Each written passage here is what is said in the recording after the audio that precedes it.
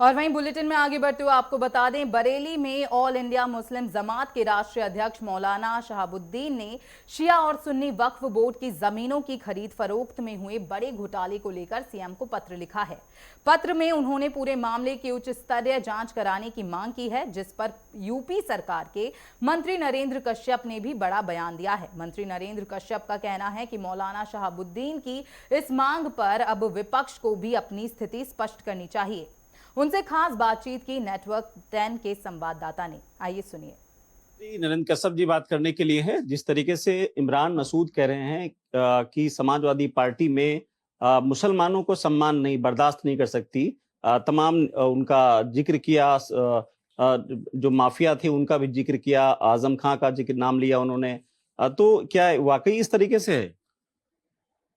इमरान खान अ, सांसद हैं लोकसभा के सहारनपुर से, इमरान मसूद साहब, और उन्होंने यदि समाजवादी पार्टी की सच्चाई को अपने जुबान से बयान किया है, तो मेरे ख्याल से अब तो ये बात क्लियर हो गई है कि समाजवादी पार्टी केवल दिखावे के लिए मुस्लिमों का नाम लेकर सियासत करती है।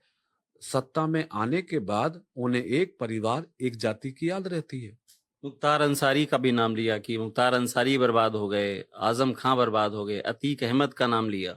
अपराध जो करेंगे उनको तो कानून का दंड भोगना पड़ेगा, लेकिन समाजवादी पार्टी की नीयत का पता इस बात से चल जाता है कि वो जब हिंदुओं का विषय आता है तो राम के मंदिर के चंदे पे सवाल खड़ा करते हैं, जब कहीं मुसलमानों पे कार्रवाई होती है तो वो हिमायत में खड़े होते हैं। तो ये सब चीजें तुष्टिकरण को बढ़ावा देने वाली ही नजर आती है।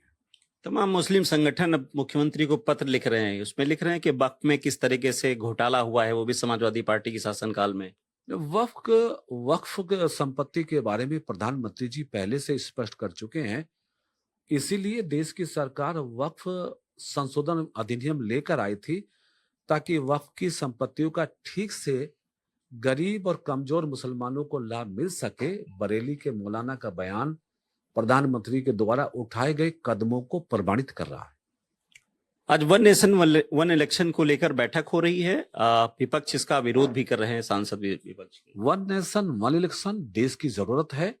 प्रधानमंत्री जी ने साहसिक फैसला लेते हुए इसको लागू करने का मन बनाया, जिसके संदर्भ में आज जेपीसी की बैठक लखनऊ में है। हम उनका स्वागत करते हैं और आशा करते हैं कि आने वाले समय में जल्दी ही हमारा देश में वन नेशन वन इलेक्शन का रूल लागू होगा। चंदा चोरी वाले मामले में कल 15 तारीख है, यानी कल आखिरी दिन है एसआईटी की जांच सौंपने का।